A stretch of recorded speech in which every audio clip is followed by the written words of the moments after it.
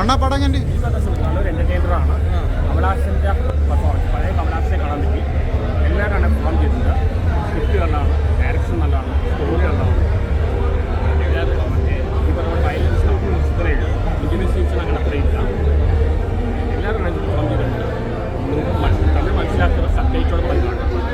എല്ലാം കൂടി നല്ലൊരു എൻ്റർടൈനർ, നല്ലൊരു മൂവിയാണ്. യൂത്തായിട്ട് ഞാൻ കാണും. പിന്നെ നായകൻ്റെ അത്ര ഇൻറ്റൻസ് ആണ്.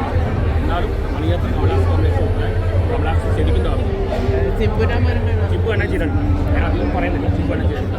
ജോർജ് മലയാളത്തിൽ ഒരുപാട് ആർട്ടിസ്റ്റുകളുണ്ട്. എല്ലാം കൊണ്ടും പക്ക എൻ്റർടൈനർ.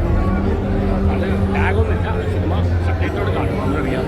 എല്ലാം കൊണ്ട് നടന്നു കോടിക്കളപ്പിന് കോടിക്കളപ്പ് അങ്ങനെ അതൊക്കെ തന്നെ എടുത്തു. നല്ല മൂവിയാണ്. ഡയറക്ഷൻ എല്ലാം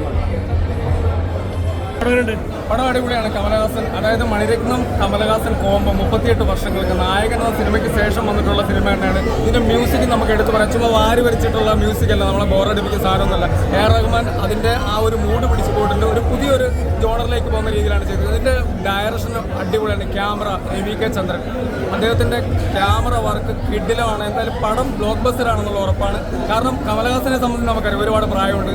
ആ പ്രായത്തിന് അതീതമായിട്ട് ഇങ്ങനെ അഭിനയിക്കാനുള്ള കഴിവ്, ഇതൊരു മാസ് ആക്ഷൻ അതുപോലെ തന്നെ ക്ലാസ്സൊക്കെ മിക്സ് ചെയ്തിട്ടുള്ള ഒരു ഫാമിലിയും അതുപോലെ മാസും കൂടെ മിക്സ് ചെയ്തിട്ടുള്ള സിനിമ തന്നെയാണ്. ഇത് ഹിറ്റ് സിനിമ തന്നെയാണ്. കാരണം ഒരു രക്ഷയില്ല. കമലഹാസന്റെ പെർഫോമൻസ് നമുക്ക് എടുത്ത് തന്നെ പറയേണ്ടി വരും.